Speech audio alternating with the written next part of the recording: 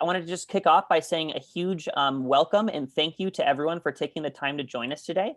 This is our 4th annual Mountains and Metrics Conference. For those of you who are familiar, this event is usually one that's in person, hosted up in Bozeman, Montana. Unfortunately, this year we had to make a little bit of an audible, obviously with COVID and just kind of the current state of the world. But we just really appreciate everyone taking the time to join us here virtually today instead. Along those lines, definitely have a huge thank you in order to our sponsors of today's event, who we're going to be hearing from today a little bit from Sezzle, Bolt, Annex Cloud, and NetSuite as well. So with that, my name is Chris Davis. I'm going to be mostly working behind the scenes today just to make sure that our panelists and our experts can basically focus on the content that they have for you guys today.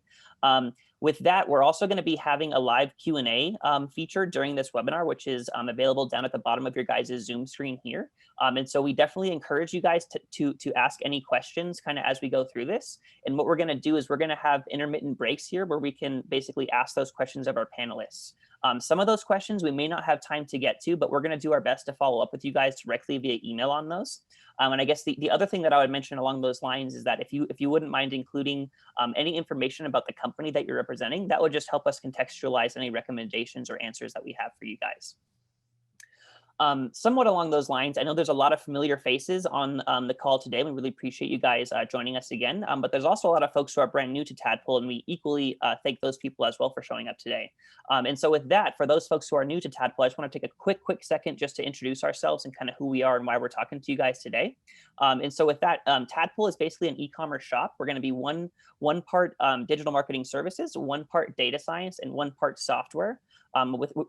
Which is our in-house software tool, which is dubbed the Tadpull Pond, which actually Lee Cook, our Chief Data Officer, is going to chat about kind of towards the end of today's webinar.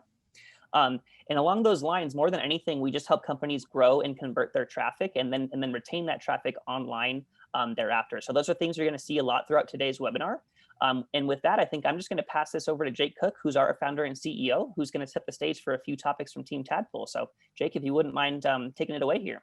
Excellent. Thanks, Chris. Good morning, everybody. Really appreciate you making time in your schedule to spend some time with us this morning. We've got a really action-packed 90 minutes, but to Chris's point, we want to make sure there's some time for questions, so please use that chat feature as well. So again, a huge thanks to our sponsors, Oracle, Bolt, Annex Cloud, and Sezzle. We couldn't pull these things together without their help, so a huge thanks to them, and we're really excited. They've got some fantastic tips they're going to cover here in a little bit. Today's agenda, we're going to talk about kind of e-commerce in 3 parts, and we see it as kind of growing traffic. So we're going to talk about some trends with SEO, paid, email, and referral or social media channels. The next step is, what do you do when you get people on site after you get this traffic? We're going to talk about conversions and how you can move people through checkout quickly and efficiently. What we saw with the lockdown and COVID was at times traffic could get really cheap. So if you can get traffic really cheap, you can get them to your site because ad inventory was unlocking. What do you do with that? How do you move that conversion needle? So there's some cool technology that we'll see here in a little bit. And then after you get conversions, something that's not talked a lot in the digital marketing world is retention. How do you retain your best customers? How do you use some tools like lifetime value of the customer and retain those so you can go back and harness more revenue and profit out of that customer base? So we'll talk a little bit about that. And then the last piece, we're going to talk a little bit about what's next. And we have this kind of theme around AI for everyone and a tool that we built, and we're going to open source here after the webinar called the Tadpull Benchmark, where you'll be able to go in and add your site and every 24 hours compare how your site's doing to a big pool of data sets to see if you have something to be concerned about or if your site's kind of online and performing correctly. So let's get into it a little bit. So we're going to kind of start here. I have the pleasure of kind of setting the stage with some big trends. This is 20 years and 20 weeks, as we're kind of calling it around here right now. If you think about kind of with COVID and what's going on with e-commerce, this is kind of an asteroid event. And we're going to talk a little about dinosaurs and horseshoe crabs and why you might want to think about being a horseshoe crab. They're not always the most elegant looking animals, but they did survive multiple extinction events, unlike woolly mammoths. But really what happened here is, as we know, is there's been quotes like this where there's decades where nothing happens, and then there's weeks where decades happen. And so using Lennon's quote here as inspiration, we see some massive stuff happening in a very short amount of time. But a big piece of this is going to be a revolution. And the revolution coming off of this is going to be digitizing customer experiences and data and all the juicy, amazing insights that come out of that. And part of that is making sure that we don't just outsource everything to Amazon. And if you'd rewound the clock to, say, January, you might think, well, Amazon's is untouchable at this point. And then when lockdowns happened, if you were non-essential, you got put on the shelf for sometimes 6-8 weeks with some of our clients. And then you'd wait another 90 days to get your cash. So there's a huge shift in terms of merchants these days looking to maybe not outsource everything to Amazon. And the good news is there's a shift in consumer behavior, and the technology is making it much more possible to do that. This is fresh data in from the Feds, US Census Bureau. This looks as a percentage of e-com with retail sales. And the gray bars there are going back recessions in the last 20 years. So the first one we see is there's kind of the dot-com bust. The middle one is the 08-09 kind of financial crisis. And even in those recessions, you see e-com, it dips maybe for a quarter there in 08-09, and then it kind of takes off again as well. But you see over to the right, this is looking at Q2 data, it totally hockey sticks. And probably to most folks on this call, this isn't maybe a huge aha, but that's a pretty massive shift if you think about what's happened in the last 20 years. When you go back to China, when the first SARS outbreak happened in 2003, and they had lockdowns, much of their economy went to an e-com based with retail. And so to this day, the percentage of penetration in retail with e-commerce in China is way, way higher than the US. So what we see is maybe another shift here in consumer behavior that COVID is forcing out. If we zoom in on that a little bit, you can to kind of get a sense of that scale, you see what this really looks like. So it'll likely dip a little bit again as things kind of come back in Q3, Q4. But I don't think once people get used to purchasing things online, they're really going to look to go back. And this is a quote from the CEO at Microsoft on his latest earnings call, talking about 2 years of digital transformation in 2 months. So we're consistently hearing these things of like, what we thought we would do in 3 years, we got done in three weeks or 3 months because we had to. So, okay, like what does this mean? Like, okay, these are big trends and themes, and yes, the world's shifting and somewhat turbulent. How do we make sense of this? We're going to talk about how a market share is up for grabs right now. And this is a huge opportunity for merchants to really go out and build huge loyalty and really nice moats around their business. But however, it's going to require a great digital customer experience. And this is something that might have been a little bit out of reach for budgets, but the tools and the frameworks and the Lego sets, if you will, to snap this together are within the reach of most mid-market companies these days, which is really exciting. And the last piece is, as we say, there's gold in the data, and there's an e-commerce flywheel to kind of master that helps you make better and better decisions. So let's unpack these really quick. This is recent data from McKinsey and Google. What I think is kind of shocking here is 75% of customers have tried new brands since COVID. So whereas they may have had a lot of loyalty, they're kind of, maybe for all intents and purposes, lazy. They're not necessarily looking to try new things. We've all kind of got a lot more time with these quarantines and lockdowns to go explore things. We've seen that in the ad data again, where not so much right now with the political season ramping or hopefully winding down. But what we are seeing is that there's a lot more people eyeballs online, which unlocks a lot of ad inventory, which means you can go grab new customers.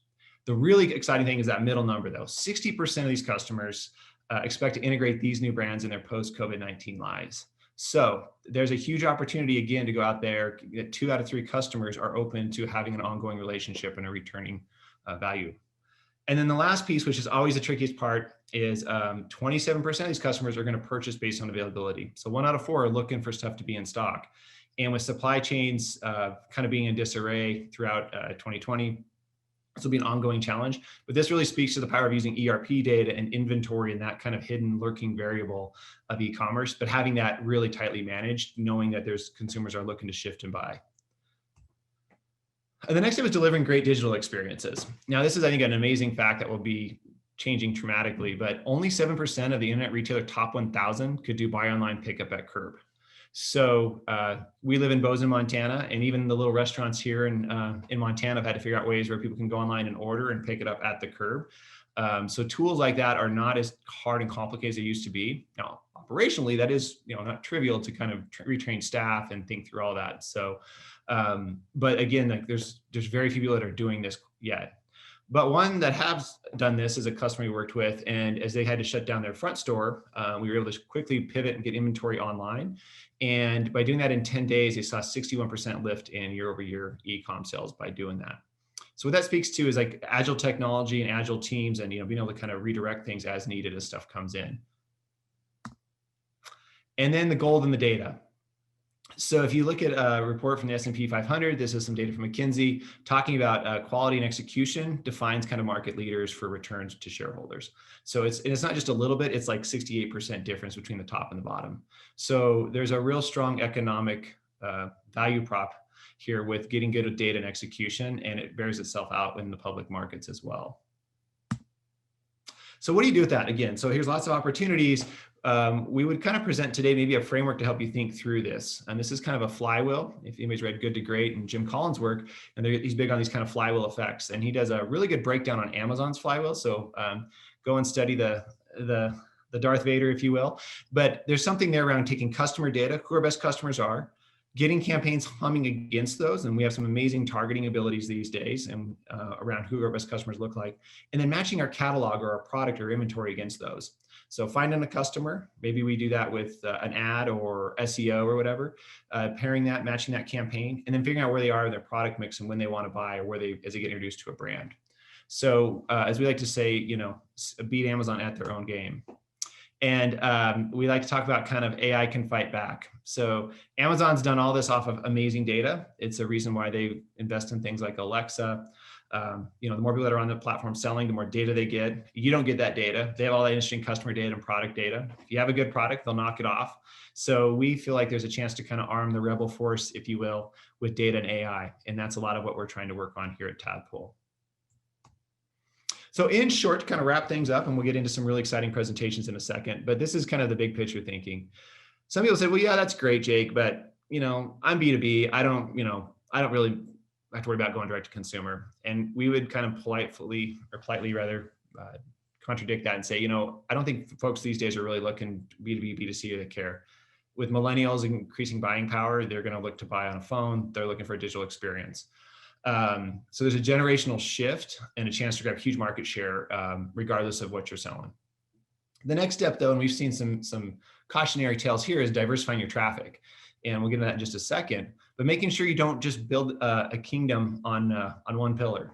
For example, we've seen clients that have done a lot with Facebook ads. And as these new platforms emerge, like TikTok, which we'll talk about in a second, you can get really cheap ad buys and get great performance. But sooner or later, you're going to have competition. Economics always teaches us that when there is an opening, you will have competition. So making sure you use kind of a blended approach. And we'll talk about how you can use SEO as a long-term play with paid, which can be short-term, and then email and SMS, which is something that a lot of people think is dead with email, but managed and segmented correctly, it can be a great little annuity that spits out really consistent cash. And then referral traffic. So things like blogs, forums, influencers, social media, things like that as well. And then the next step is data is rocket fuel for that AI. So getting that customer to your site and building that data set, not getting him in Amazon, but getting that customer so you can build that data set against your product catalog data, and then getting that loyalty. And some of our sponsors are going to talk some really cool ideas around both of those pieces. And then the last piece is more of a cultural component, but I'm really thinking about quick sprints. One of my favorite sayings is this poster right here: done's better than perfect. It's easy to kind of over polish and think you've got to really nail every little nuance, especially with technology, which the switching costs can be very expensive. But getting this mindset of a prototype first and just going quick and fast really, really worked well. And as we saw with some clients again in the lockdowns, it really did pay dividends. So we're going to get into the next step of kind of like driving traffic and cross-channel. What we mean by cross-channel is kind of thinking through not just email or paid, because 76% of customers are going to use more than 3 channels to shop within a 2-day period.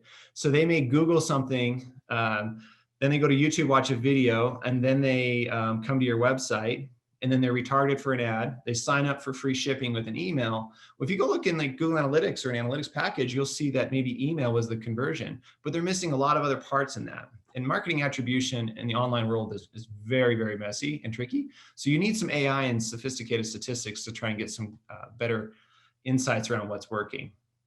but we're going to talk a little bit about this, as we call the four-leaf clover of success. So if you think about all these little petals on the clover, what do you got to do? And people go online for two reasons, right? It's kind of educating and exploration. I got to fix my sink. I'm going to go look on how to like replace a drain. Okay, I watch a YouTube video. I'm Googling things. Maybe I'm signing up for an email series to learn how to do something over a longer period. Sometimes I'm on exploration mode where I'm going to be on an Instagram. I'm just there to be entertained. And that's where ads and the referral pieces come in as well. So that's kind of how we're going to unpack this cross-channel piece. So real quick, we're going to walk through how to get traffic to your site. Growing traffic is the first piece. The next step here is we'll talk about how to convert traffic once it's on site. And then we're going to finish with how you kind of can retain with loyalty as well. So on that note, I have two very talented colleagues here, Logan and Mary, who are going to talk you through a couple of these channels. And more importantly, this has been a big hit every year, is kind of what are trends we're seeing real time. We'll have this as a deck follow-up as well for anybody, so kind of a quick takeaway. At the end of each section, just pay attention. There's going to be here's what you should do. And we spent a lot of time the last few weeks trying to boil this down to just 1 or 2 points. There's a lot here to cover, but hopefully if you just like, hey, I've got to think about paid ads. Here's the 2 things, 3 things I should think about with my paid ads. And that will also be in the follow-up email too. So on that note, I will go ahead and hand that over to Logan and let him take it away. Sweet. Thanks, Jake. Let me just share my screen really quick.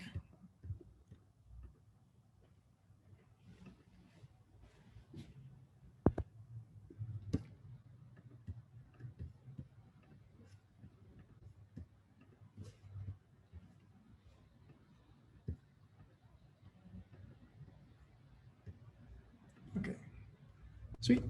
So yeah, today I'm going to talk through a couple of SEO trends. I head up our search and referral efforts here at Tadpull. And the first couple of trends I want to talk through are some of the changing search behavior due to COVID, as well as a couple of evolving traffic sources, primarily talking through Google's organic product listings. So to start things off, there's been a massive shift in how people are searching online. Not only are more people spending more time at home on their phones and computers, but they're also buying a lot more products online that they would have previously gone to a store to purchase. So kind of coming back to those stats that Jake was sharing earlier, 75% of people trying new brands, 60% considering integrating those into like their future, post-COVID life. There's just a lot of market share up for grabs. We're seeing people doing more research on that, on different products that they would have maybe given less consideration before. We also just have this now, massive data set with all these people searching for more terms that they wouldn't have searched for before. We're getting a really interesting picture of that consumer journey. Some of these keywords and topics have, kind of spiked and come back down. Others, as you can see in this image here, kind of come in waves and come back to levels that were higher than they previously were before. So for example, Lysol on masks, obviously there's a huge spike in how people are searching for those as COVID hits, and it kind of comes in waves similar to how COVID has worked. But there's also trends where, it spikes and comes back down to normal levels. So I'm sure there was a time in March where everyone was searching for toilet paper. This was probably something, you previously didn't give a lot of consideration to.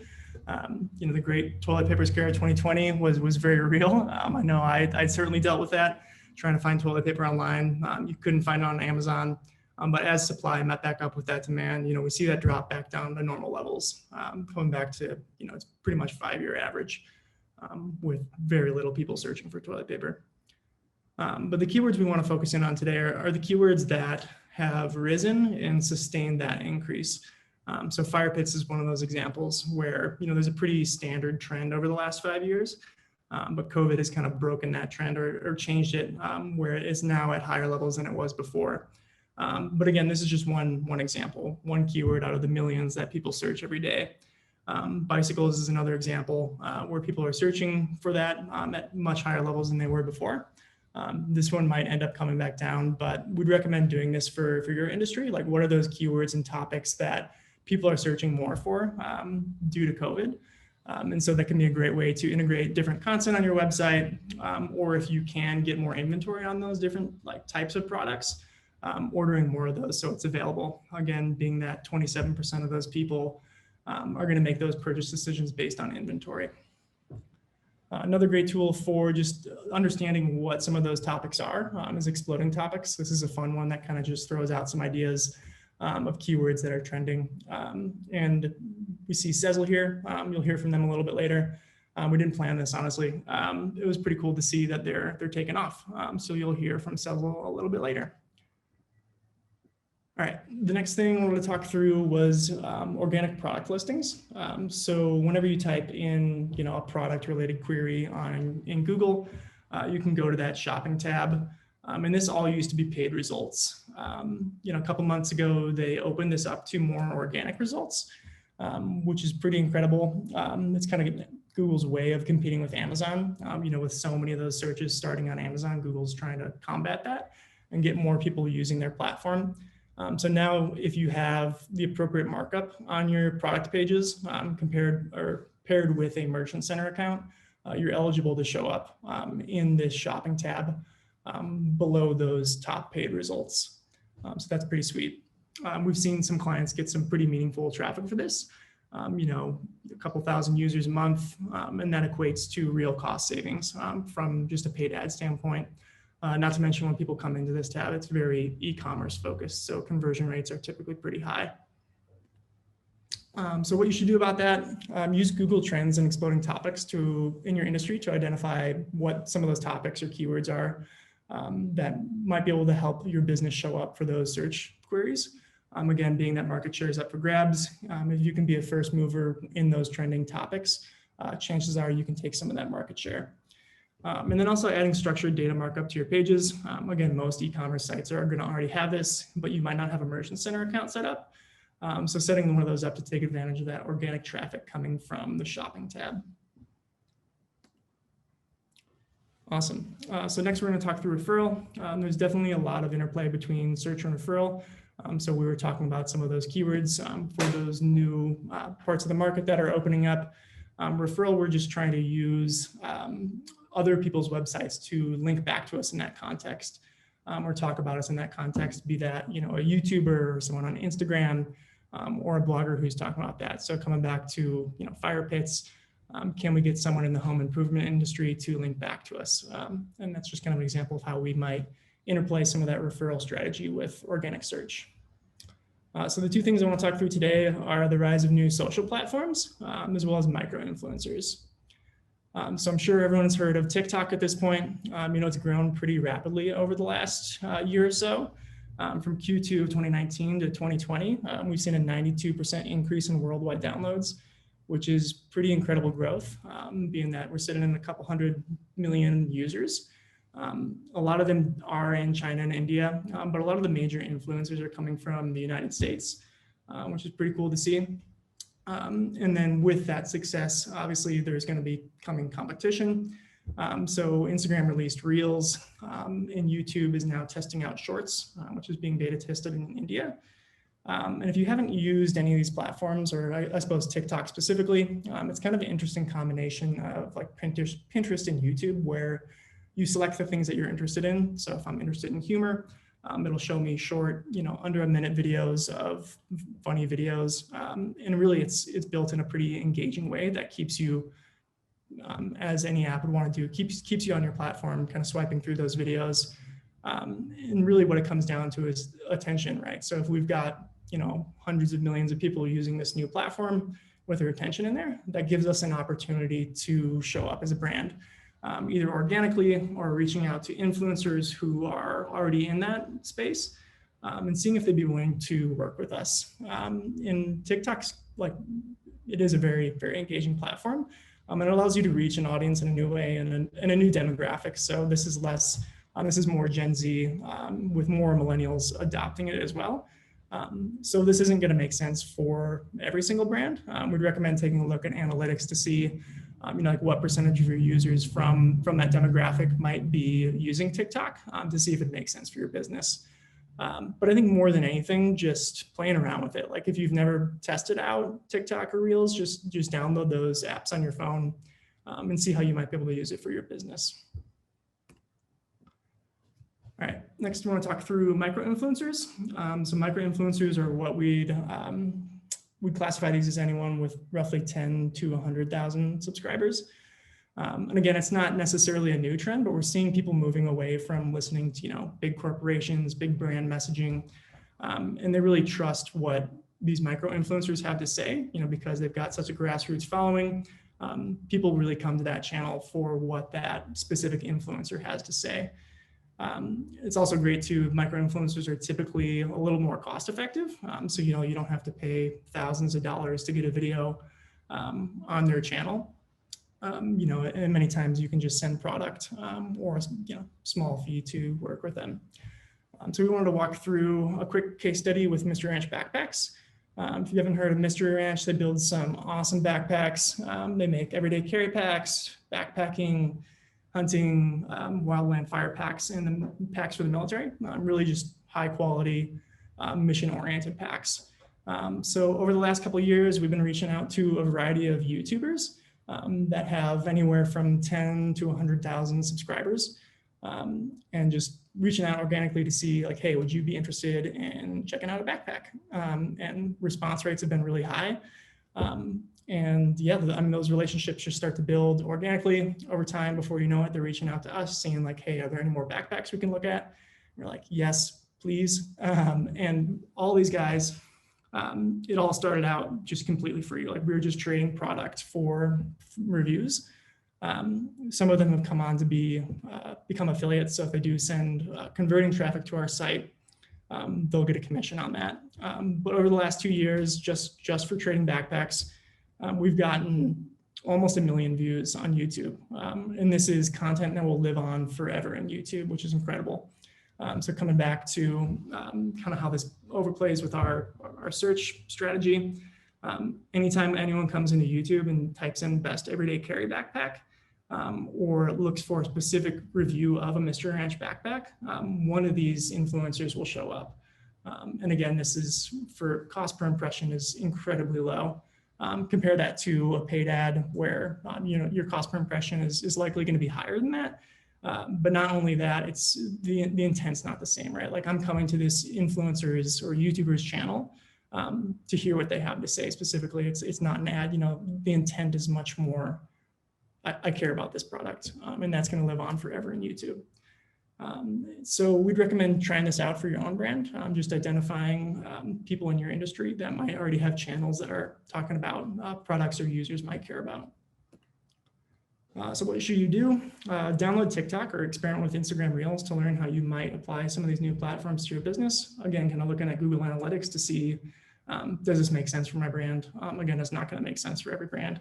But just playing around with it can give you some ideas. And then finding YouTubers with engaged audiences in your niche to start a conversation to see if your interests might align. Sweet. And with that, I'm going to hand it off to Mary, who's going to talk you through some paid and email trends. Thanks, Logan.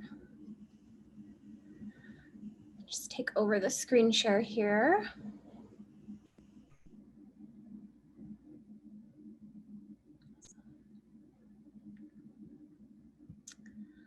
Okay. Hi, everyone. Let me just move my video.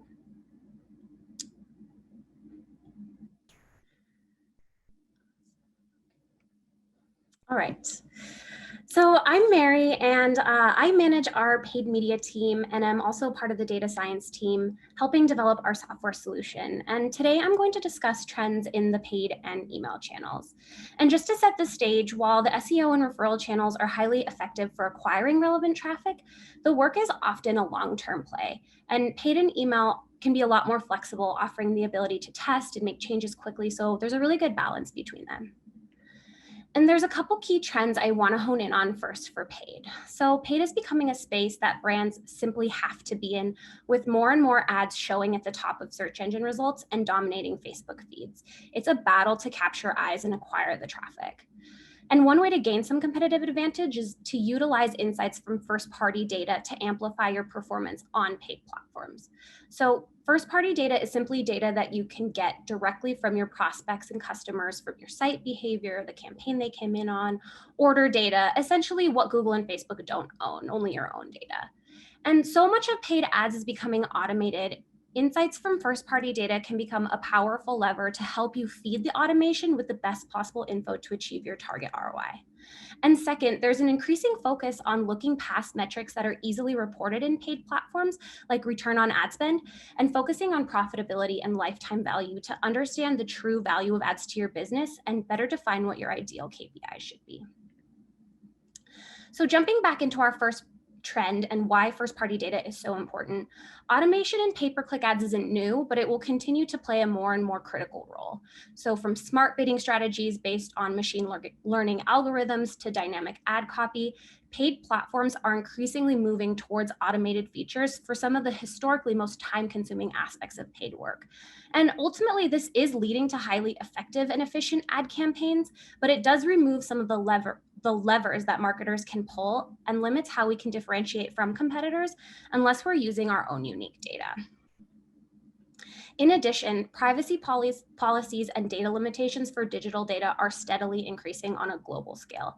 Everyone's familiar with GDPR in Europe to the California Privacy Act here, and most recently, Apple's new iOS change that automatically opts users out of tracking, forcing platforms to ask users to opt in, which could be a nightmare for Google and Facebook if data they're used to collecting to feed their algorithms starts disappearing, and online privacy protections are likely only going to get more strict. So cue first-party data. If we have data on our own prospects and customers and the ability to surface and leverage insights from it, it can be a huge competitive advantage as automation and privacy policy continue to change this landscape. And so we wanted to share a few examples of our first-party data usage on Facebook with our client MeatEater. And you may recognize the MeatEater brand from their popular Netflix show or as the #1 hunting podcast. But MeatEater is an incredible content and apparel company, and we've seen some really great success in Facebook ads using insights from both their customer and product sales data. So first, using our lifetime value model, we surfaced MeatEater's most valuable customers to build a lookalike audience campaign. And as you can see from these results, not only was the return on ad spend very high compared to typical rates, which can be anywhere from 4 to 10. You spend $1, you make 4. But we also saw a 22% increase compared to one of Facebook's generated past purchaser lookalikes. So even though the lookalikes were both built off previous customers, the more targeted list of highest value individuals actually led to a higher return. And second, we took a look at MeatEater's gateway products, or the items most frequently purchased by first-time customers, and tested featuring the item to new audiences. And so the gnome packing out a unicorn tea, which you see pictured here, is a really iconic product for the MeatEater community. And for this test, we saw a 13% increase in return on ad spend featuring this tea compared to ads featuring non-gateway items. And so those are just a couple of ways we've leveraged product and customer data on Facebook, and we've seen a lot of success with similar tactics across our portfolio. Moving on to our second trend, when it comes to measuring success on paid platforms, this really does have to align to your overall business goals, whether that's top line revenue, profitability, new customer acquisition. But regardless, what we are seeing is a shift from utilizing traditional key performance indicators, such as return on ad spend, to a bit more insightful metrics like profit, which provides a better view into the true contribution of ads to your bottom line once you've accounted for your cost of goods. And this can then help you better identify what performance targets you need to set in the platforms to actually be profitable. However, we also want to take into consideration the lifetime value of your customers, because even if you aren't profitable on that first purchase, you may end up being profitable over the customer's lifetime and therefore be willing to spend more to acquire a new customer than what the profit metrics are telling you.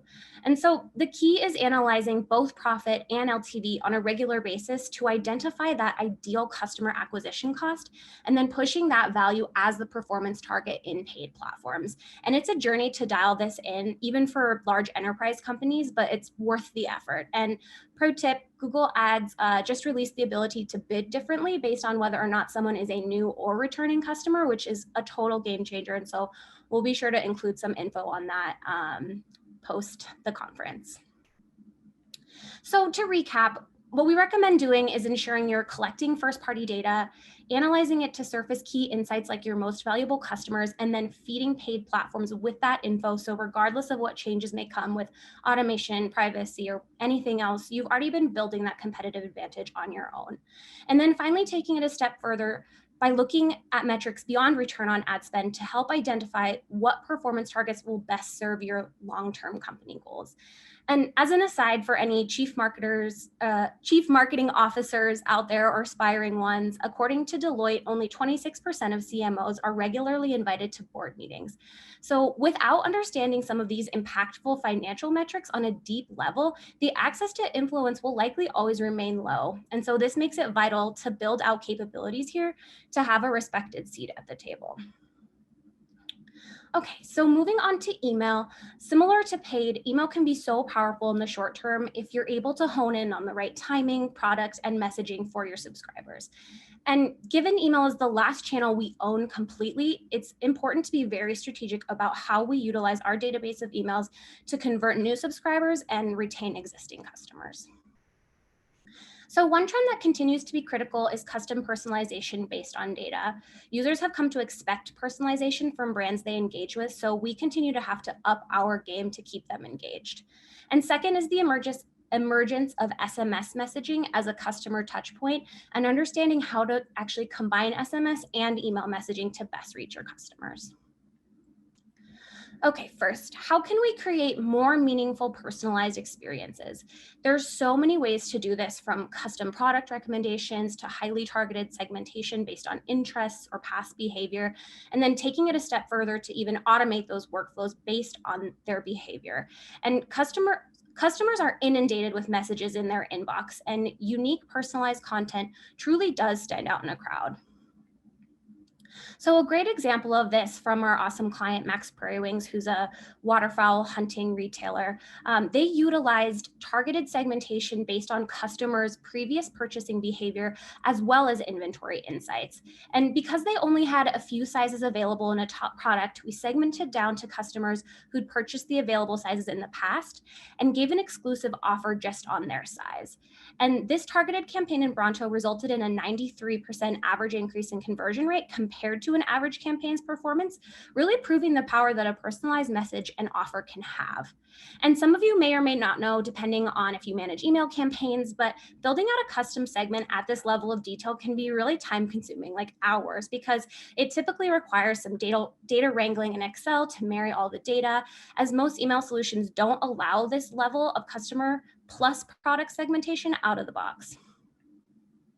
And because right product, right customer is so impactful on email, we focused on developing the capability to automate building a very custom segment in our e-commerce automation software and seamlessly sending it to an email platform, and then in this case, Bronto. And as you continue to collect more and more data on your customers and products, the ability to leverage automation and the underlying AI insights is just such a powerful tool. So moving on to SMS, one of the most compelling reasons to test it is the difference in open rates compared to email. I know I rarely leave a text unopened, and a 98% open rate compared to 20% on email is a significant increase. And the key with SMS is to have a very strategic plan in place, because sending messages directly to a consumer's mobile device is very intimate. So we want to make sure our users are benefiting from the messages, not getting frustrated by them. And 3 steps to help ensure this are to define your overall goals, message positioning, and frequency of sends upfront, and then just iterating continually as you get feedback. Second, you need to ensure that you collect consent from people, so only those who really want messages are getting them. And finally, ideally, you can start to build out some automated workflows for things like back in stock, VIP programs, similar to the way we do with email automations, to simplify the work for your own team while improving your customers' conversion journey. So quick client case study here, Heat Transfer Warehouse, a worldwide leading online supplier in heat transfer materials, really wanted to focus in on using SMS to increase loyalty. They had excellent opt-in rates when they launched the program for their current customers and kicked off the messaging with targeted opt-in forms and then VIP offers, including early access to sales, sneak peeks, insider updates.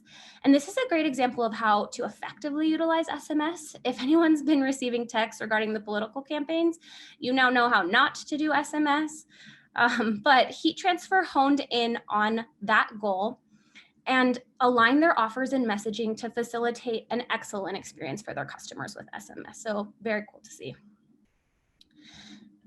And one key element we want to highlight about SMS is how you can integrate it with your email cadence by assessing when a message to your customers would be better served or more effective as an SMS message. And a great place to start for determining this is comparing the engagement on each medium, especially for similar message types. And then you can identify where one might be more suited than the other.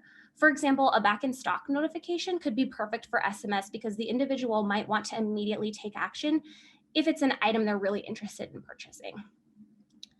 Additionally, building on using SMS for loyalty, you can use it as a way to make your best customers feel special with offers beyond what you're giving your master list. So it's just, there's so much opportunity here. And once again, with some underlying models in AI, you can really start to predict the message and the medium that's likely to convert best at specific times. So the steps we'd recommend taking right now are finding ways to offer a personalized experience to your customers through email. And if you're able to create the right segment for this, the broken sizing offer can be a really cool place to start.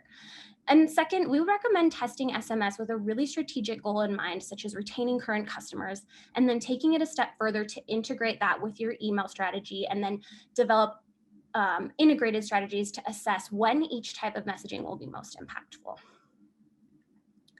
Okay, so we know we've thrown a lot of ideas out here and it's a lot to absorb, so we just wanted to summarize it all on one slide. So from capitalizing on emerging search trends or leveraging new platforms to channeling insights from your own data into the perfect email and paid campaigns, we hoped you picked up an insightful trend or two and can take advantage of it to drive traffic for your own business. Awesome. Thanks, Mary. So at this time, I wanted to make sure that we had some time to answer any questions that we've had so far. And so we've had a couple come through. Mary, I think this first one is actually gonna be pretty good for you. And then Logan, I think there's also one for you as well afterwards, if you wouldn't mind popping back in too. So let me pull up this first question here, and I'm gonna, so Mary, the question is basically, how does kind of retargeting fit into those kind of 4 channels in general? Would you mind kind of speaking to that a little bit? Sure. So I think retargeting kind of comes in at the lower part of the funnel. So, you know, these email and retargeting kind of fit when you've already potentially had a touch point with the customers. They've signed up for your newsletter or they've hit your site, but they haven't purchased and you want to bring them back in. So I think that's really part of this funnel journey where you've already had some type of touch point with them, but they haven't fully engaged and kind of committed to being your customer. So that's where retargeting comes in, where you want to bring them back and get them interested. And so I think Facebook's also a great place to do this, where you can do a retargeting campaign there. You kind of can combine that with a display campaign on Google. If they've given you their email, maybe a targeted email kind of featuring the product category they were looking at while they were on site. So there's a number of ways to kind of integrate retargeting in, but I think what is important is that it's kind of in that lower part of the funnel, and just trying to send some sort of personalized offer there, with whether it's the product they looked at, the category. So hopefully that provides some insight into. Yep, totally. Awesome. Perfect. Yeah, lots of opportunities for retargeting for sure in paid email, definitely. Logan, I think this next one would be a good one for you to weigh in on. Somebody's kind of asking about micro influencers and basically just kind of what is the process for kind of identifying and then prioritizing those folks look like?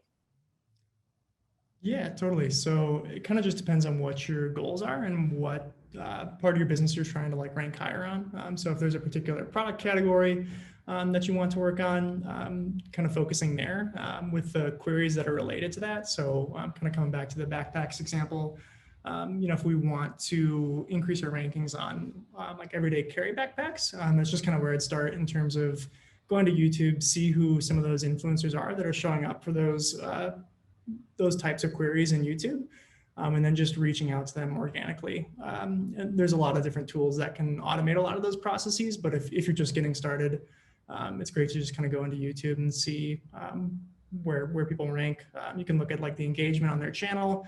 Are a lot of people commenting on these, or are they just posting it to an unengaged audience?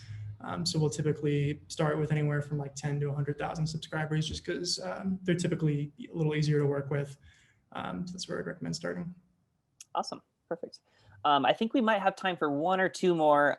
Let's see. So this one I think actually might be this one might be interesting for both of you guys to weigh on. But Logan, I think in particular, so somebody here is asking basically, are the opportunities that we're seeing with TikTok more on the ad platform or more on utilizing the micro influencers? So if you have any insight on that, would definitely be curious to hear your thoughts, Logan, and Mary, if you want to add anything additional to that too, that'd be great as well.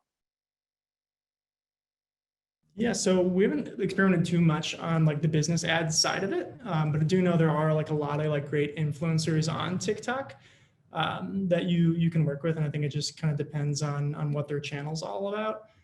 Sorry, let me go back to that question to make sure I'm actually addressing it. Sure. I can read it again for you if you'd like as well. I think I got it up here. Okay. Yeah, I mean, as with anything, I think the organic engagement is typically going to be better than any like ad you can ever send. And we see that on YouTube, we see that on Instagram. Like the intent is to learn or hear more from that influencer. So those organic relationships, like long-term, are typically always going to work better. Like paid will obviously get you the quickest results. But yeah, I'd say just starting on the organic side would probably be a good place to start, basically. Yeah, and I think just to follow up on that, I think what's going to be huge for advertising on TikTok is your target demographic, just given who's using TikTok. So if you have a product that you think is going to kind of engage someone with a really quick video or that type of thing, it can be a really great platform. And there are companies that are very successfully utilizing it. So it just comes down to your strategy, and I think testing it. Snapchat's another platform that you can see similar results on, pending your product and what demographic you're focusing on. But yeah, companies out there are having a lot of success with it. It's just a matter of testing it, and if you can fit it into your budget and your ad strategy, and if that's going to be more effective than just putting that money into Google, where search intent is high. So all really interesting things to test potentially. Awesome. So I think there's a number of other questions in here. I think we're not going to have time to get to all these. We'll definitely do our best to follow up with some of you guys directly. I did want to make sure to quickly answer one of these. We're asking around how can we basically gain consent, and basically what platforms are we gaining consent through, specifically as it relates to SMS.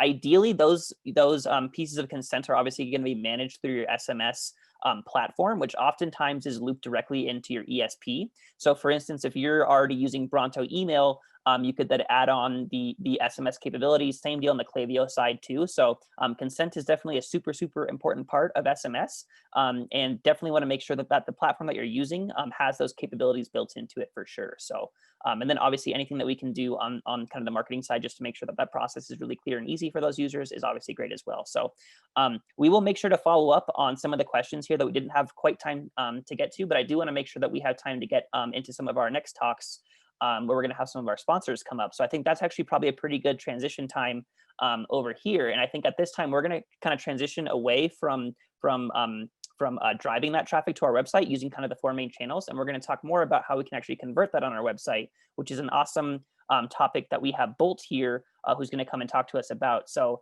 we actually have Grace from the Bolt team, and we're super lucky to have Grace with us here. Grace, a little bit bummed we weren't able to have you here in person, but appreciate you joining us virtually to share your expertise with us. Thank you so much for that intro. Can everybody see my screen? We good? Yep. All right, cool. So hi, everybody. I'm Grace, and I work on the sales and partnerships side here at Bolt. And thank you so much to Jake and Lee and Chris and everyone who's put this together today. I'm so disappointed that I can't be there in person. It's honestly one of my favorite conferences of the year. So just to get into it, we have spent a lot of time this morning learning about all of the different ways to tell an exciting story about your brand, how to leverage influencers to raise brand awareness, how to drive traffic by successfully implementing different technologies for marketing campaigns. There's so many great tactics to push your customers further down the purchase funnel. So it's immensely frustrating that at the checkout step, which is of course the most crucial inflection point in the customer journey, given that they actually have to take out their credit card and make a purchase decision, about 60 to 70% of customers will drop off. And so to make sure that this is not the case and all of your efforts to drive this traffic to the checkout step are for naught, we have completely reinvented how shoppers purchase in order to maximize conversion and are up-leveling how retailers like you will retain customers in order to drive repeat business at checkout, sort of the holy grail of e-commerce, making sure that you not only can drive your customers to a first-time purchase, but keep them for all subsequent purchases and remain loyal customers. So with that, we have, let me advance to slides here. With that, we built a platform with a comprehensive suite of features in order to drive first-time conversion, higher order approval rates, and repeat purchases. And we started all this by taking a really discerning look at what the data shows are the highest reasons that customers will abandon their checkout. We looked at data across the entire e-commerce landscape, and as we started ramping up with more and more customers, we were able to analyze trends in real time with our shopper network. So here's some good data points to consider when analyzing your own checkout experience. We have tons of guides and white papers for this, but really, the three main things are high additional costs, forced account creation, and high friction in checkout as the top reasons why shoppers will abandon their purchase. So Bolt is continuously investing to make sure we're solving for all of these things. Our goal is to provide a high-performing checkout experience that's personalized for your shoppers based on the prior history, their behavior, and their intent, all those real-time signals. So here's a little GIF of Bolt. Excited to introduce this to you. It's the first ever checkout experience platform. And we have fully optimized the entire checkout flow to ensure that we're providing a seamless buying experience. And this will save shoppers anywhere between 60 to 90 seconds as they go through the checkout flow. And we take a completely payment processor agnostic approach. We work with all different types of platforms, all different types of alternate payment methods. The goal here is really for you to not change all that much about your tech stack.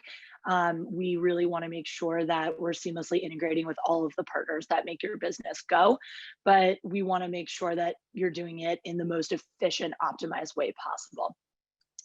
If fraud is an issue for you, we also have integrated fraud models that, unlike any other fraud tools that currently exist in market, are actually aimed at maximizing conversions instead of blocking potentially good traffic because they appear to be potentially fraudulent. We offer full chargeback coverage, and our ultimate goal of minimizing these fraudulent transactions and boosting order approval rates really plays nicely into the larger picture of just conversion optimization at the checkout step. And this is probably the feature of the Bolt checkout that I'm the most excited about. We have developed a single sign-on, passwordless, completely frictionless repeat experience for your returning purchasers, making sure that you can capture these customers at the end of the first time that they go through the checkout. So typically about 40% of customers will drop off if they're prompted with a login wall.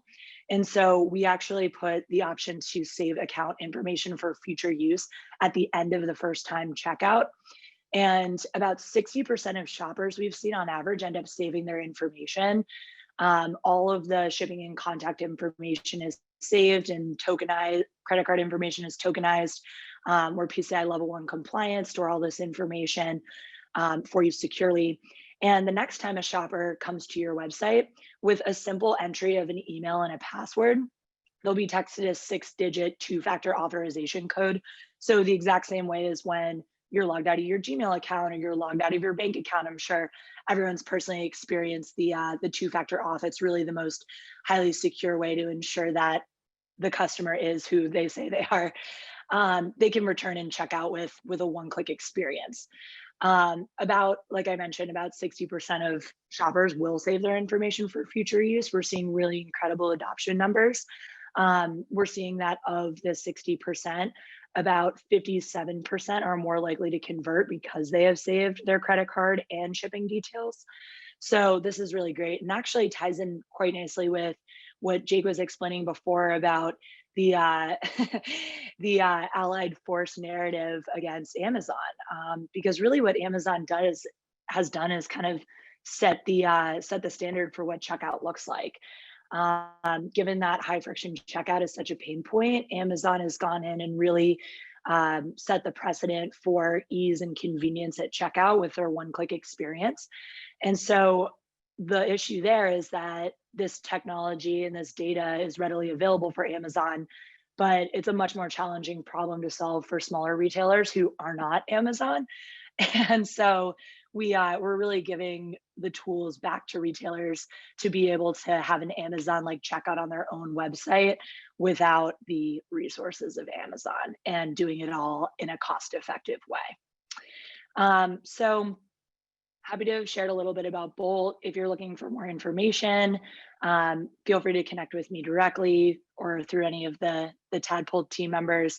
Even if you're not necessarily looking to change anything about your checkout right now, and you just want to learn more, we have tons of different white papers, tons of things that you can read up on how to reduce your cart abandonment, and put all these great tactics that we've learned about today to more effective use by retaining those customers at the spot where they're most likely to drop off. So I can pause here if there are any questions in the chat, or Chris, if we are at time, please let me know.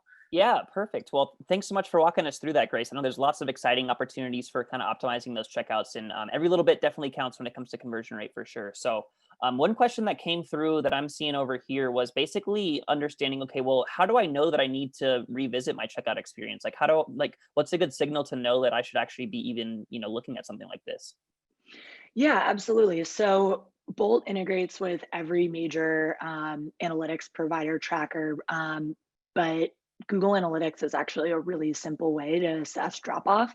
I think that oftentimes people are so focused on how to optimize at the product page, or they want to see how many of their items are being added to cart so they can better track inventory.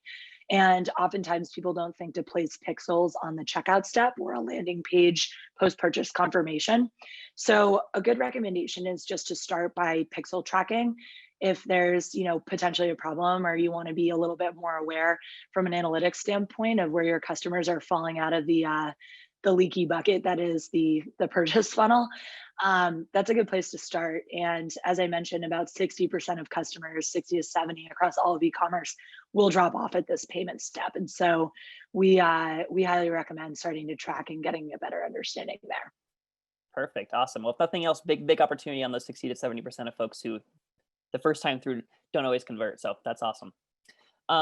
Perfect. Well, I think that's probably a pretty good transition point over here. So I think at this time we can kind of move a little bit more into kind of that third theme that we talked about, which is kind of retaining some of those customers, as well as kind of how we're converting them as well. And so this is going to help kind of remove one of those big barriers that actually Grace was talking about, which is going to be basically kind of the brunt of that initial cost. And so really looking forward to having Anna from Sezzle here talk about their buy now, pay later solution. So Anna, if you wouldn't mind popping on here and kind of walking us through, we'd much appreciate it.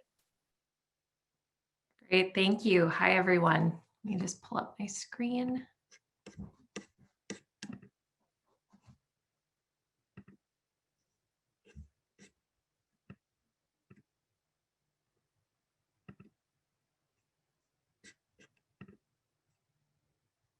Okay, can everybody see this okay?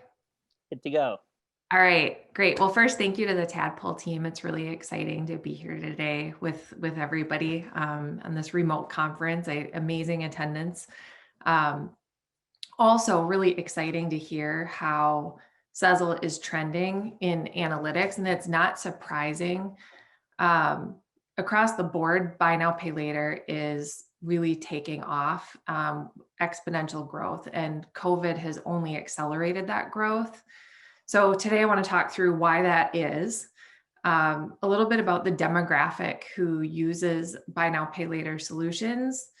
And then for you as a merchant, if you implement a buy now, pay later solution, what you could expect to see for results.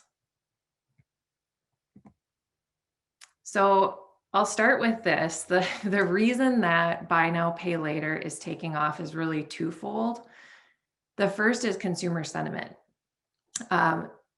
The millennial and Gen Z generations have a big fear of credit card debt. Their parents likely went through the global financial crisis and got into debt. They probably have school debt that they're saddled with, and this fear of debt is a real thing for them.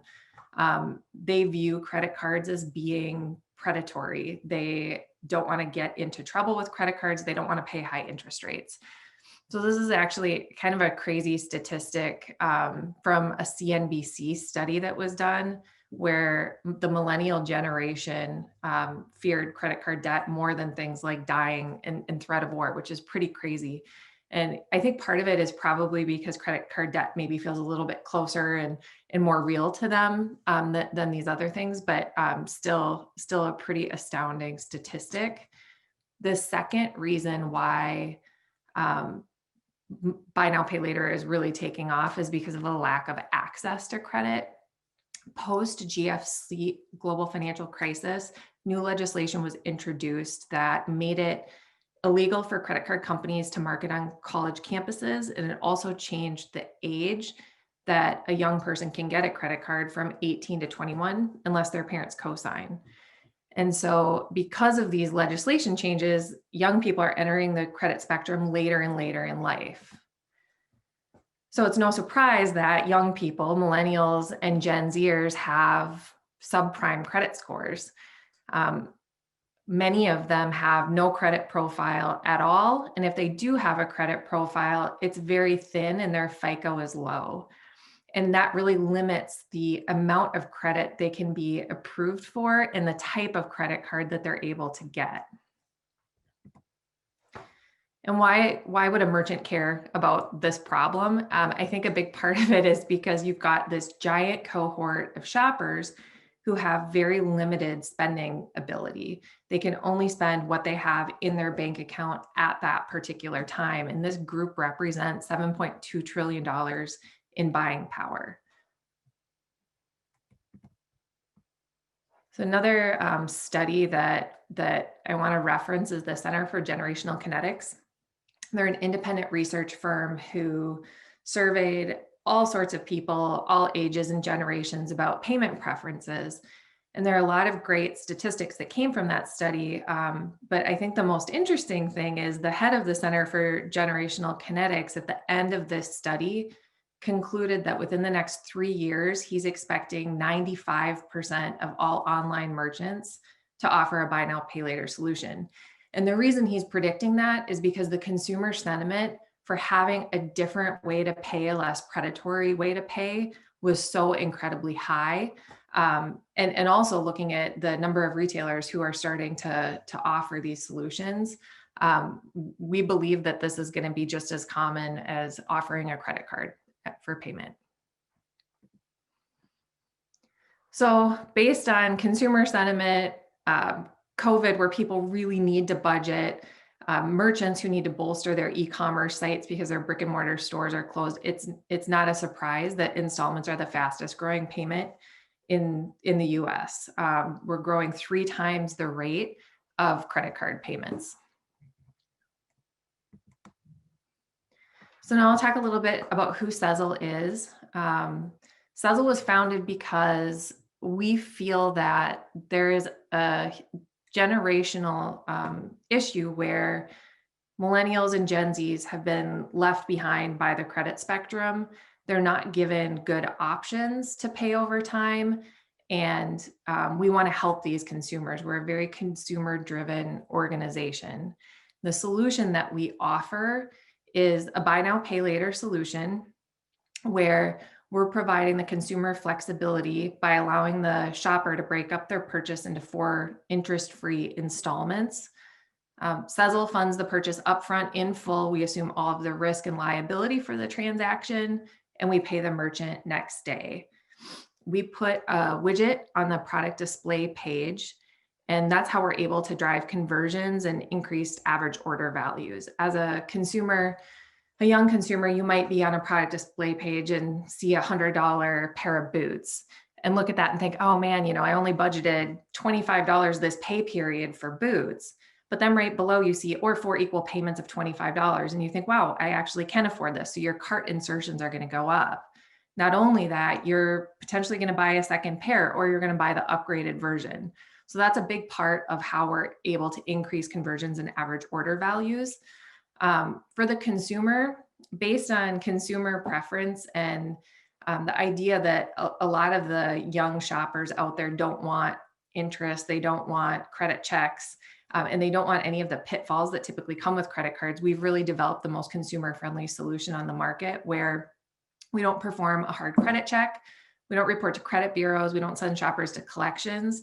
So there's really no negative impact of using Sezzle for the shopper. If they don't pay us back, we simply shut them off and they can't use Sezzle again until they do pay us back. Our typical demographic is on the younger side. 75% of our total consumer base is either millennial or Gen Z, and that Gen Z number is increasing as the Gen Z population enters the workforce.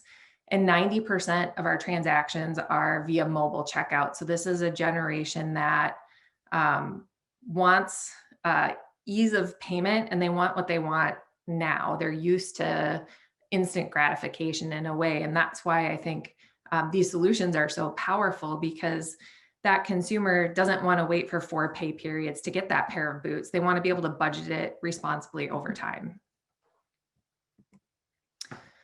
So as a merchant, what can you expect by implementing Sezzle, or any buy now, pay later for that matter?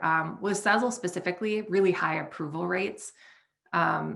We're using alternative data sources to approve shoppers. 15% of our shoppers have no credit profile at all, and we're still able to approve shoppers at checkout to budget that purchase over time. Our approval rates are the highest in the industry at 88%. Average order value lifts across Sezzle's 18,000 or so merchants are about 22%. And our average share of checkout is 14%. We've done a lot of studies on, with that share of checkout, how much of that is incremental sales versus cannibalization of sales you may have gotten anyways with credit card purchases or other options. And through A/B tests and some of the platforms where we can see both Sezzle checkout data and non-Sezzle checkout data, we're confident that 85% of that 14% should be incremental sales that you wouldn't have gotten anyways. The other really interesting side effect of a buy now, pay later is fewer returns. Our merchants are seeing 50% fewer returns with Sezzle shoppers. We think that a lot of this has to do with a decrease in buyer's remorse, because most shoppers will return a product within the first couple weeks of getting that product. At this stage in their payment cycle, they've only paid 25% of the total purchase price. So the benefit or reward of returning just isn't as great. The other thing that I want to point out is repeat users. Sezzle's got over 3 million users, and 86% of them are repeat users. So we have a very loyal user base that looks to Sezzle and looks to our store directory for discovery, to find new merchants where they're able to stretch their payments out. So that's all I had today. Just in summary, why it's taking off. I think it's both consumer sentiment and lack of access to credit. Who uses it? It is primarily going to be your millennial and Gen Z population. You will find some other generations, Gen Xers using it, but probably a lot less so. The results are pretty amazing just by putting a buy now, pay later on your site. So long as you have that widget on your product display page, you can see, pretty quickly about a 12% increase in incremental sales. Awesome. Well, thanks so much for walking us through that. And I know personally, I am a huge fan of those buy now, pay laters. I use that all the time when I'm buying online. And with that being said, I know we've had a couple questions come through the Q&A. In the interest of time, I think we're going to go ahead and move on to the next section. But what we will plan to do is do our best to answer those questions directly in the chat, and/or follow up with those folks directly via email. So really appreciate everyone engaging here on the Q&A. But just in the interest of time, I know we have a couple other really exciting topics here. So with that, I do want to make sure to do a good job here of introducing the Annex Cloud team. Specifically, Wendy here is going to be here kind of chatting us through. So Wendy, if you wouldn't mind just kind of taking us away, and I'm really excited to kind of chat about ways that we can kind of drive retention here in our e-commerce platforms. Sure, thanks, Chris. I'm excited to be here. I'm a Director of Channel Partnerships and Alliances here at Annex Cloud. So we provide an enterprise loyalty solution, which includes referral marketing and user-generated content. And of course, we're focused on helping you increase retention, but also think in terms of engagement and lifetime value. Today, I'm going to really be covering, why you want to focus on your best customers, and really thinking about getting you to think about incent and rewarding the actions you want them to take. And, and please be creative, be innovative. Don't just be the traditional, what we refer to as earn and burn. Sure, you buy something, you earn some points. So why is loyalty important? It's really simple. It's that 80-20 rule. Focus on the 20% of customers that are generating 80% of your revenue. And as Jake mentioned, there's lots of shifts happening. The McKinsey report's really amazing to see what happened and what we learned from 2008. That shift is already happening. Customers are trying new brands. So really, what are you doing to retain your customers? And loyalty is important whether you're B2C or B2B, right? You're focusing on your best customers, those that buy more often, and are already brand loyal. And so why is it important? Certainly it's retention, and certainly as the Max Prairie Wings and MeatEater examples show, it's about lifetime value. It's certainly increasing the conversion for your best customers, and ultimately more brand advocates certainly equates to acquisition for you as well. The impact of loyalty is real. This is averages across our entire customer base, and this is a comparison of members of the loyalty program versus those who aren't. And so it ripples across the board in terms of AOV, repeat purchases, and ultimately lifetime value. So here at Annex Cloud, we are always talking about retaining valuable customers, and we're thinking about, this is really critical for businesses to put a spotlight on, right? The ability to segment and engage with purpose, right? And these are your most valuable and profitable customers. So this should be a core strategic priority, not just during an economic crisis. And the analysts agree, right? Ultimately, what Gartner's saying here is you need to focus on the right customers. And there's a lot of stories of how loyalty is impactful and how powerful it can be. Here's two really good examples. They used their loyalty programs, United and American, as collateral to obtain these in the neighborhood of $5 billion loans, federal loans. So their loyalty programs are based somewhere in the $15 to $20 billion range, right? So take a minute and think about their loyalty programs are actually worth more than all that they own, all of their airplanes. Anyhow, those are lots of zeros in those numbers. So loyalty really can be impactful for a business beyond where you may think loyalty lands. But there's also some loyalty miss stories, right? What happens when you don't pay attention to your best customers? This is focused on J.Crew, but sadly there are other stories like this to tell. For them, they actually stopped paying attention to their best customers before COVID. Again, they ignored those customers who were buying more often and were already brand loyal, and ultimately landed in bankruptcy. So I've brought 3 of our customers to show you loyalty in action, some of our best practices. Elf Cosmetics, beautiful brand. They weave the loyalty experience throughout. What we're looking at is a landing page of explaining what the program is. And I love, one, the program's not just loyalty program, it's the Elf Beauty Squad. They want to bring you into the brand. Where no BS beauty rules and loyalty becomes royalty, right? They know their customers, they're having fun with it. As I scroll down the page, I learn about why would I want to become part of the program. So lots of best practices here to really drive the value and benefit for you as a consumer. And I'm going to give them some props, bonus points. This bottom right corner, I don't know if you can read it on the screen here, but it says new members only. Want free shipping on your first order? Join the Elf Beauty Squad, right? So incenting you to become part of their program. So not only be clear about what the program is, now I'm going to log in and show you the user experience. Be consistent. Again, they're always on brand. Now that I'm logged in, it's a little bit hard to see, but it says here, hi, Wendy, you have 50 beauty points. This is persistent throughout my on-site shopping experience as well. So I'm logged in, we drop right into the admin panel. So this Elf Beauty Squad, this is what I'm looking at. So it gives me a quick update of what it is that I'm looking at. I'm going to click through a couple of these tabs. So how can I earn points? So this is that. Be creative. Don't just let them spend money with you, but really incent them for actions that you want to take, that you want them to take, right? Have fun. What's unique about your business where you can create some engagement with your customers? And certainly social media is a big play for Elf Cosmetics. So they're going to reward you by connecting your social media accounts with them. And don't worry, we've got some guardrails so that there's no gamification issues. Sure, I can refer a friend, but only 2 a month. Right. So The other tab here that I'm going to focus on is the receipt upload.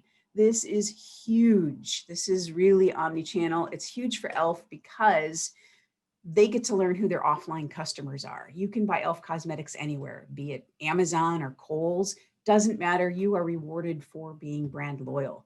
And we make it really easy. You can take a picture of your receipt and upload it, or you can forward a receipt. It doesn't matter, making it really convenient to stay loyal to the brand. The second example that I'm going to show you is Diodario. Like e.l.f. Cosmetics, a great name to their loyalty program. If you're not familiar with Diodario, they make accessories and strings for instruments. Their program is called the Players Circle. What I love about the best practice they've followed is right here, the Players Circle. This is the persistent menu navigation, makes it really easy to find. It's a fun name, right? They really know who their audience is. And in logging in, the biggest call to action they want is they want you to register their product. And a bit like e.l.f. Cosmetics, they don't care where you buy their products. You can support your local music store, buy direct from them, or even on Amazon. What they want you to do is to register your product. And that being innovative, Playback is one of their corporate initiatives. They want you to recycle your strings with them. So you get points for recycling strings. And there are other things that Diodario is doing to engage with their customers. They offer, if you are a loyalty member, you can participate in sweepstakes. You have access to beta testing of new products, right? Incentives to not only be part of the loyalty program, but to engage with them. And then the final example of loyalty in action is TaylorMade. Again, I am logged in. This is beautifully incorporated into their brand, visually engaging. I really love this dashboard. I have a sense of where I am within the loyalty program. I love, well, I call it a sense of whimsy, but I think it's great. Their tiers are called Par, Birdie, and Eagle, right? They understand who their customers are. And if I were to click this Earn Points button, there are lots of options, right? Again, that engagement and this trade your clubs in. I think of it as a trade in, trade up, of course, is what they're hoping you'll do, but they're going to reward you for doing that. So really, why loyalty? Because you really need to focus on your best customers and think about what actions you want them to take and then reward them, right? So leave product reviews or connect in social media, or whenever life resumes to normal, attending events, right? Be creative. I know you have it in you. You can do better than the traditional earn and burn. So really engage your customers where they are. Awesome. Thanks so much, Wendy. I love how much we are reiterating the value in driving loyalty without giving up margin. So that's awesome. Right. Perfect. Well, again, in the interest of time, we're going to go ahead and move on to the next portion here. But again, any questions that we have open here in the Q&A, we will make sure to follow up directly either via the chat or with a direct email as well. But at this point, I think I'm actually going to transition over into our Chief Data Officer, Lee Cook, who's going to walk us through a little bit about how our Pawn software can kind of help mold all these three themes that we've kind of talked about, which is driving traffic, converting it, and then kind of retaining it too. So Lee, I'll kind of kick it off to you at this point. Thank you so much, Chris. So much great content. This has been a really fun session so far, and I'm excited to be here. I'm Lee. I am the Chief Data Officer here at Tadpull, which essentially means I have the best job. I get to work extensively with the data science team and the development team here at Tadpull to really chart the course, to understand what customer needs are and really chart the course as far as the software goes to solve some of those problems and challenges. So I'm excited. We want to be respectful of everybody's time. So I want to kind of hit some highlights here and get you guys back to your day. We just so appreciate everyone making time to join us this morning. It's really a phenomenal turnout, and we're just so excited that everybody's able to be here with us. So yeah, this has come up in Jake's session, but the fact that 75% of customers have tried new brands is really a phenomenal statistic right now. It's super hard to unseat an incumbent when it comes to brand switching, unless you're talking about, something like, a cereal brand or something like that. This is very unique. And so I think there's a few points related to this. One is that when customers come to our brand for the first time, we really want to engage them and try to build that relationship, because that enables us to get better data about what customers want. Why are they engaging us? Where are they finding us? And collect some of that data. If you outsource that through something like Amazon or Etsy or Target or Walmart, you kind of lose some of the value there. And so I think this back to the arming the rebel forces, we want everybody to have really good data to operate off of. And so we approach that with a pretty simple framework. And this is really what our software is built around. It's, we unify the customer journey. You can have a bunch of facts all over the place, but until you can organize it and present it in context, it doesn't give you any information. It's just data points. And so being able to organize it, bring it all together and unify it is a critical first step. Then next, there's just way too many systems. E-commerce has gotten infinitely more complex in the past years as more tools have come online. And so there's really no way to monitor it all across the board and orchestrate it. And so we use data science and we use a lot of machine learning models to basically simplify and surface information that then we can amplify, which is we do that either through automation or through taking the right actions. And so those are kind of the 3 simple steps. Once again, there's 3 factors that make the e-commerce world turn, and that is customers, campaigns, and catalog. And again, NetSuite is one of our sponsors for this event. We really appreciate their support, but we love working with NetSuite clients because there's really rich data in NetSuite about some of these. And so this is really where we get to align what are the business goals, because most businesses are in business, A, to stay in business, B, to return some profit, right?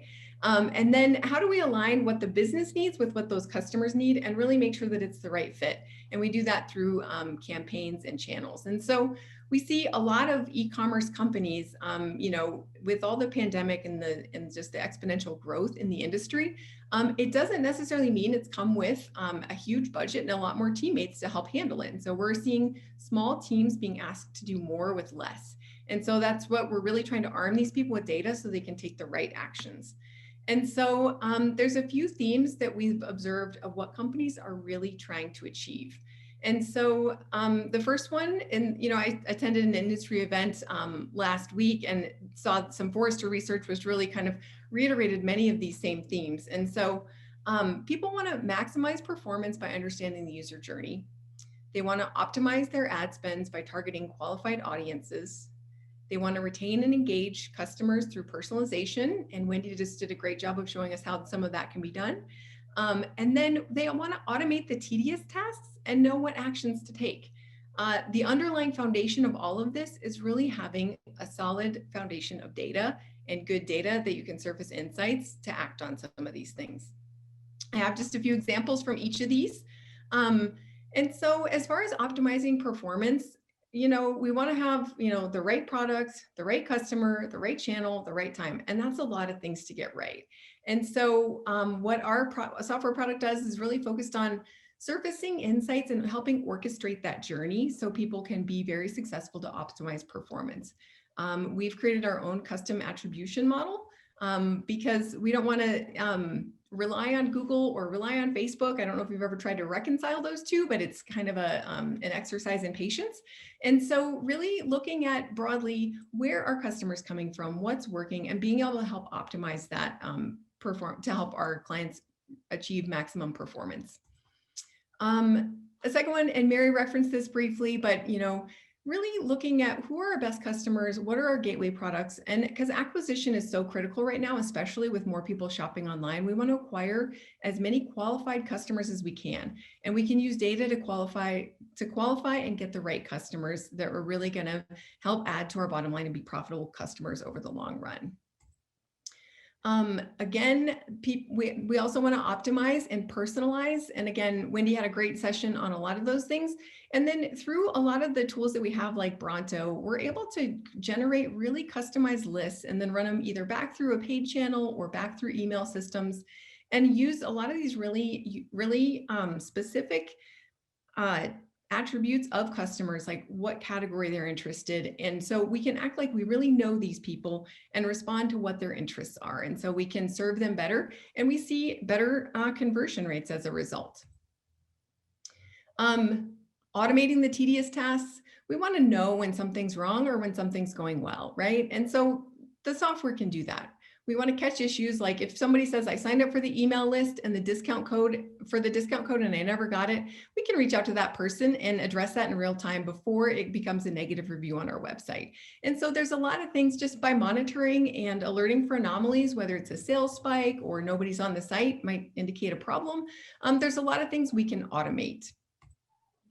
And then last piece is when it's time to act, we want to get reminders and prompts to go ahead and take action when it's appropriate. And so in this example, you know, it's probably about time to start planning for those campaigns for Thanksgiving and make sure that we don't miss a beat on Black Friday or Cyber Monday or anything. And so just kind of sending out automated reminders that encourage people to take actions, make plans, as well as when there's an opportunity. So if a list has reached a critical size, so we want to upload it and go create another similar or lookalike audience, we can go ahead and do that. And it's nice just to have that come to your inbox instead of having to think about what are all the things I need to be doing, because most of us either we're a small team or we have a lot of other things we could be doing with our time. And so having some of this really prompt us to take action is important. A few things that are kind of on the horizon. We're going to create some more automation, especially in Q4. Paid ad alerts for campaigns that are either performing really well or maybe not performing quite as well as we'd like. Getting some alerts going for paid ads will be important in Q4. Preserving margin, we want to discount the right items at the right time, estimate stock out loss, channel insights, both traffic and distribution channels, and understanding those and how they really drive value. The traffic channels are what Mary and Logan talked about earlier. And then the distribution channels, like understanding what's the average order value on our Shopify site versus Amazon versus other channels that we're selling through. And then last but not least, just continued experimentation. Not every test is a runaway success, but we really need to get those incremental wins because that's what's really going to count and help us compete.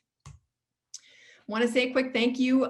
We've been obsessed with The Last Dance lately, so we had to put a photo of the Bulls in here. But you know, we really work with a phenomenal team. We work in a phenomenal partner ecosystem. Thank you to all those sponsors of today's event, and then also our clients. I mean, we couldn't ask for any more. And so software is totally a team sport, and we just are so thankful we get to work with all the folks we do. So if this is truly the asteroid event, and I think it is as far as e-commerce is concerned. And so instead of becoming a woolly mammoth, because they're not around anymore either, we really want to aspire to be like a horseshoe crab, because what these little guys have done may not be that glamorous, but you know what they can do is they can adapt, survive, and thrive. And that's really what we want to help our clients do. And we believe that the way to do that is to arm them with data. And so with that, we want to give people a little bit of a leg up on that. And so I'm going to hand it back to Jake to wrap up with the e-commerce benchmark. Thanks, Lee. All right, so in the spirit of arming the rebel force with data, we're going to walk you through a tool we're releasing and open sourcing right now. If you go to benchmark.tadpull.com, you can go in, you can add your site anonymously and compare your site. It'll authenticate with Google Analytics, so you can go in, it's a quick check, it'll confirm, it'll hit the API. We can't see this, only you can see this, and once you're signed up, you can come back and log in and you have your site compared to a benchmark of a bunch of other sites as well. So just like Amazon has all these different merchants on their platforms, they can see how they're performing. We think, hey, you know, the mid-market and the rest of us should have those same insights as well. So our vision when we built this, going back in March and April, was a way for people to know, especially in Q4 and as we get close to Black Friday, Cyber Monday, giving everybody a chance to know, do I need to freak out? Is something really wrong? Is something going on with my site technology stack, whatever? You can go in there every day. So this pulls every 24 hours. It looks at changes and averages, and then you can overlay your site. So really quick, we see, you know, and there's a lot of noise day to day, as you would imagine, just in e-commerce in general. Day of the week has a huge impact as well for conversions. But you can start to kind of see how you look in terms of everybody else on the site as well. So you can compare your site to the benchmark. Revenue factors, conversion rate, if your benchmark's down a little bit, but you're down 31%, might, you know, if that happens for multiple days, might be something to go take a peek at. Maybe call your friends at Sezzle and Bolt, so you can get that conversion rate up a little bit. Traffic performance, you can see what's going on in the benchmark as well for paid, social, all sorts of good stuff there. On-site behavior, and my personal favorite is geo data. So we see pretty uniform purchases across the US. When we look at this site, there's a lot of low-hanging fruit, it looks like, compared in kind of the West Coast and Southeast, which then you can use to feed your segmentations in email and paid ads as well. And then finally, looking at loyalty. So if you see your traffic isn't loyal, you've got some problems there, you can give Annex Cloud a shout and get working on that. Coming up this next week, we'll have some emails going out. We're going to open source this Data Studio dashboard. So this is something we use in our graduate course that Lee and I teach on e-commerce at the University of Montana. This is a way you can easily customize this however you want, embed it. And then every morning when you fire up your laptop, you can have a cup of coffee and see what the numbers look like for your site and merge lots of stuff as well off your own custom dashboard. So on that note, I would just like to kind of wrap up and say a huge thank you to our sponsors for helping us put this together. Q4 is a crazy time, so everyone's very busy. We really appreciate everyone's time to attend and check out what we're up to. If you have any questions, please hit us up. We're down to hang out here a little bit after the top of the hour, but if people need to jet, we want to respect their time. And I guess the last piece is we would be super curious in your feedback. Had any thoughts? Hey, wish you would have covered more of this. We'd love to hear more of that. We're going to try and get a regular cadence and a private community going around this. So please reach out to us. I'm Jake at tadpull.com, or you can hit hello at Tadpull as well, or anybody on our thread as well. So thank you for everyone. And on that note, I think, Chris, we can probably call it or open it up to questions if people want to hang out. Yep, excellent. Awesome. Well, thanks so much, Jake and Lee, for kind of wrapping us up here. Again, a huge thank you to all the attendees here. I know that we have just officially come to the top of the hour, so we want to be really respectful of everyone's time who's taken the time to join us today. Again, amidst a very busy Q4. With that being said, we're definitely happy to hang around if there are other questions that are going to kind of filter through. I know that we've been asked a couple times about if this recording will be passed along, and certainly yes, we will make sure to obviously provide a couple follow-ups, including some recordings as well. So keep an eye out for that over the coming days too. But with that, again, thank you so much for everyone's time and really appreciate it. Excellent. I've got one question here. It looks like people are saying, I'm just new to AI and data. How do I get started? This seems really hard.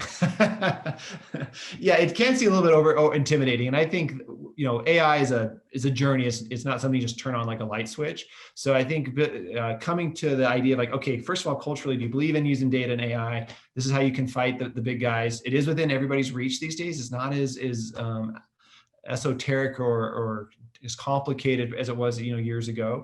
But the trick is really that good, clean data. So if you have good, clean data coming in consistently, then you've got a really good opportunity to capitalize on it. So first of all, just believe in it, commit to it, and then start to think about what you can do.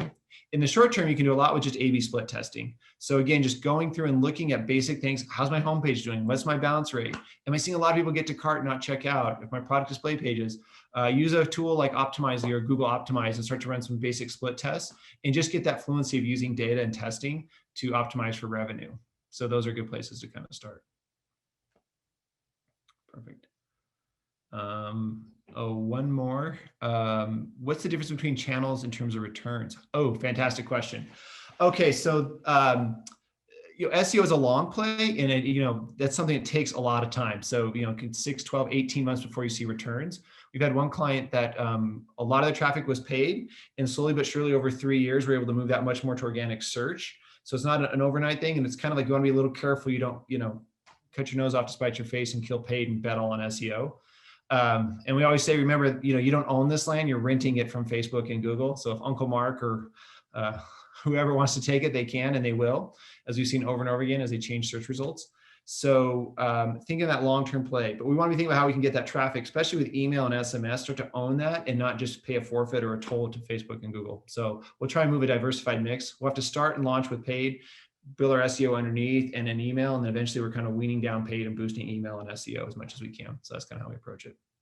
So excellent. And it looks like that might kind of wind us down on questions.